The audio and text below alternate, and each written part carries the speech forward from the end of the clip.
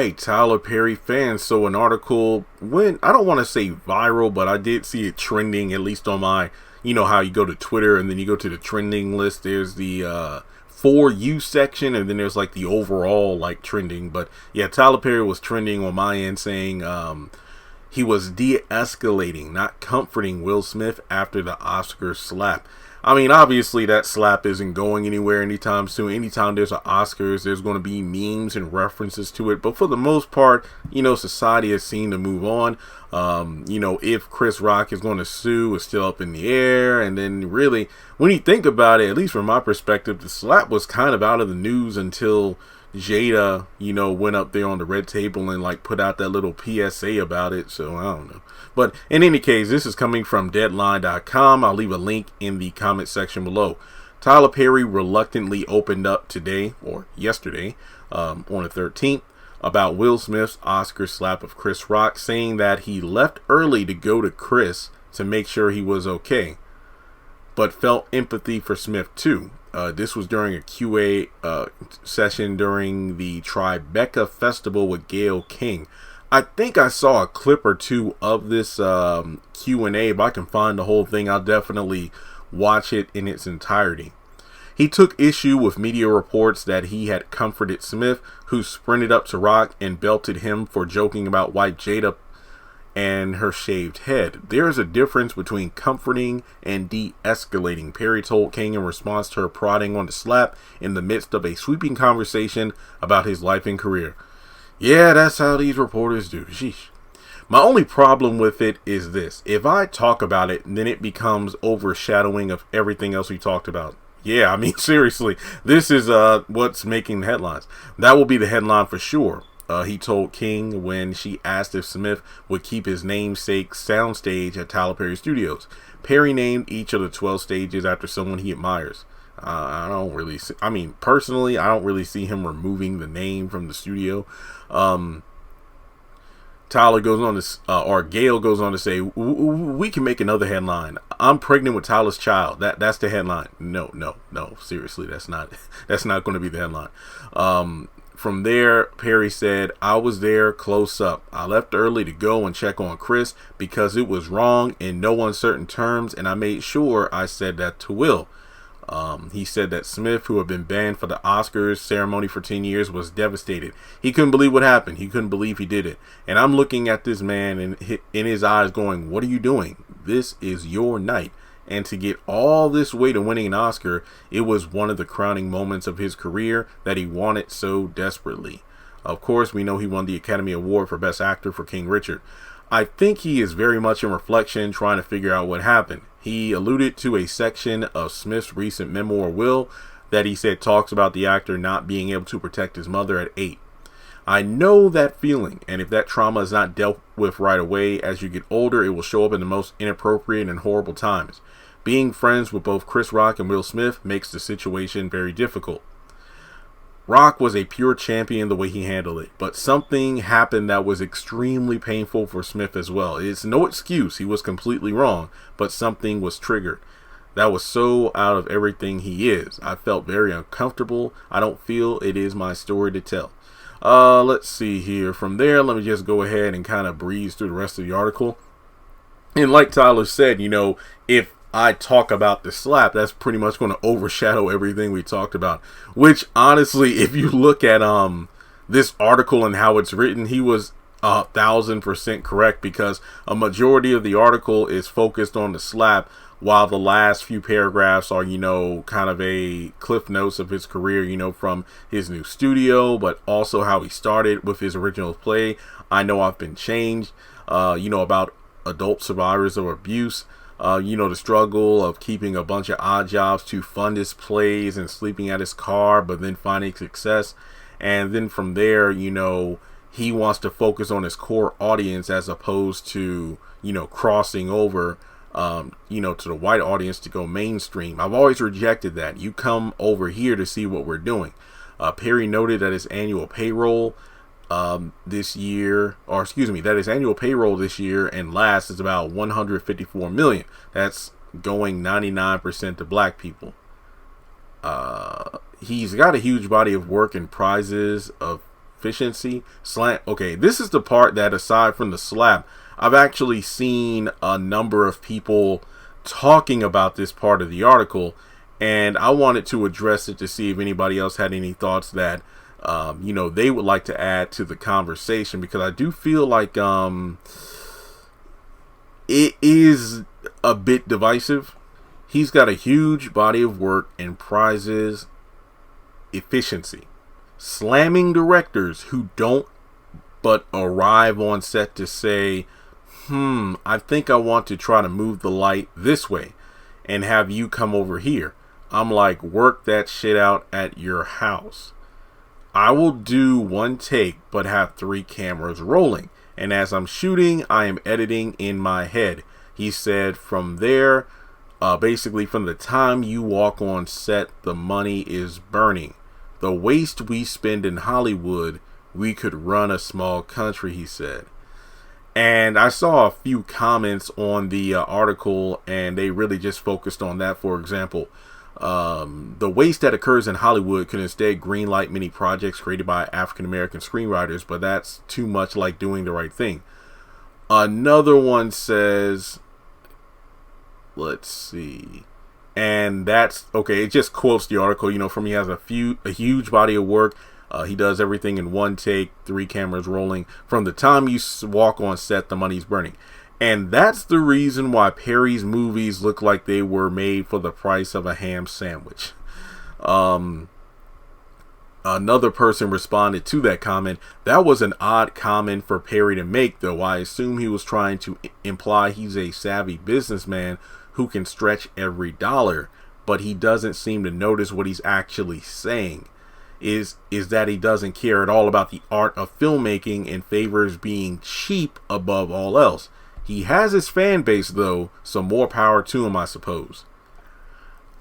I ain't gonna lie, that's I don't know. Another comment, in so many words, he's saying, this is my house and I'm running it the way I want to. No disrespect, but I want it done my way. And yes, he has a fan base audience who he wants to please with his movies and plays at no cost. I mean, I could see this both ways. When you think about it, when you look at other shows and movies made at different production companies, whether it be like the CW, ABC, other BET shows, movies like MCU films and, Netflix series, there is a lot more money. There's a lot more time put into the filming and whatnot. And those shows get a lot of traction and views.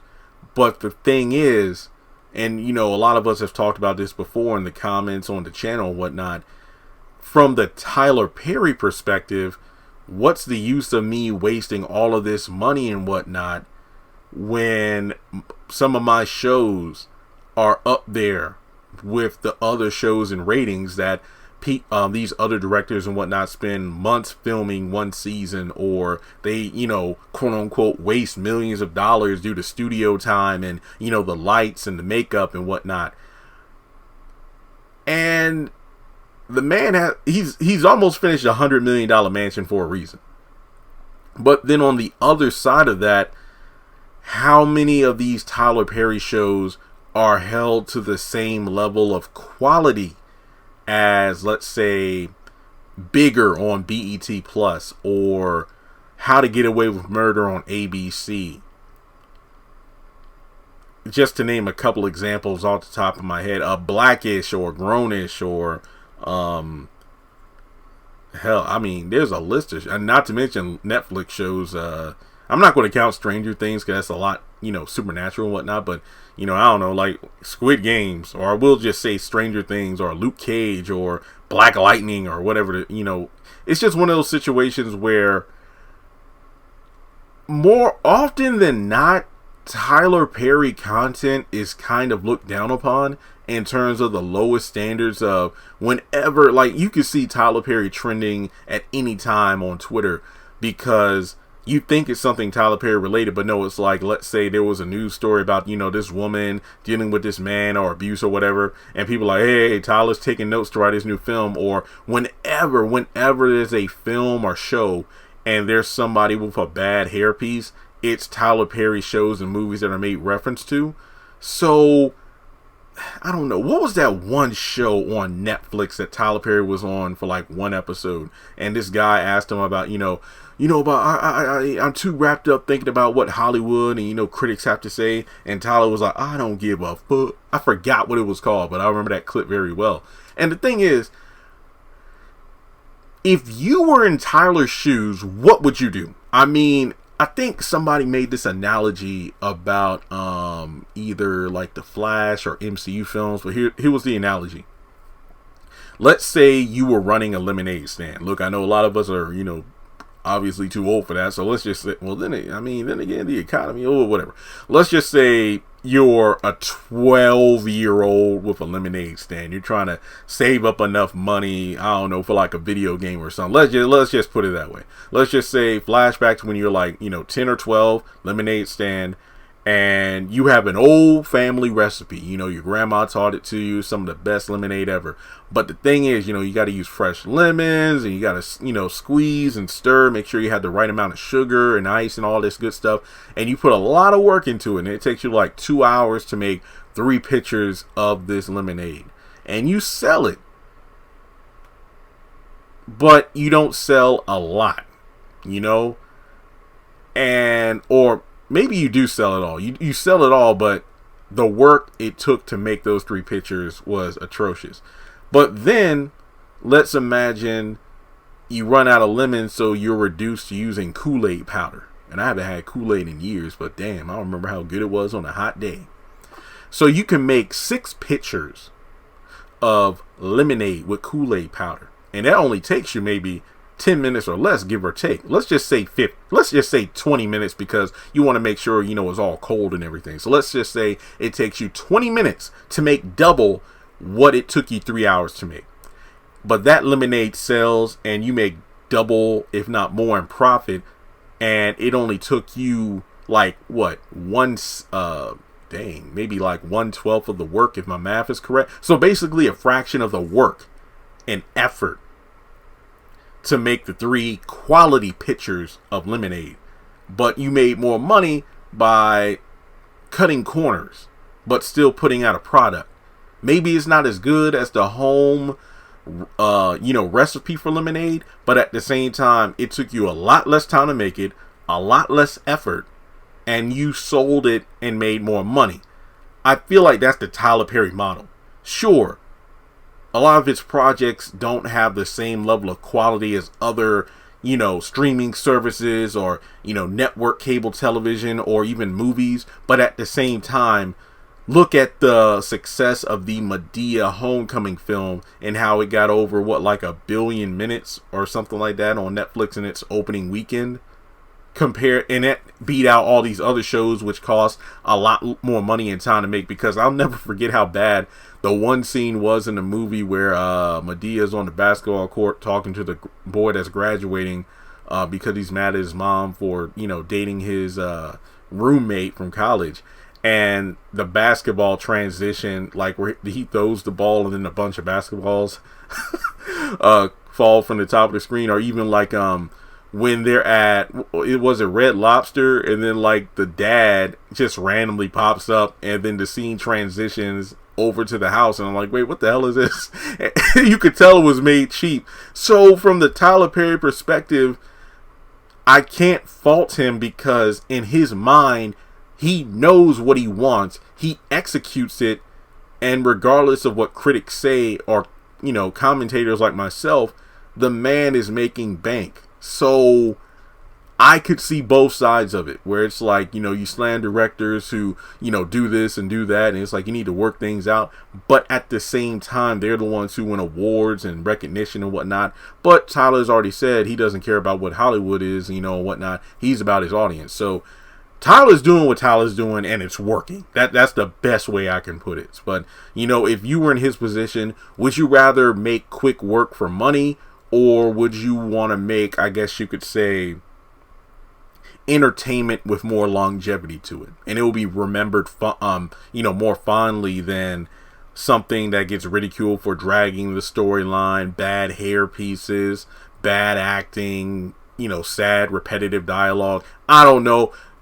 Pick your poison. I mean, when people make these kind of shows, more often than not, it's about,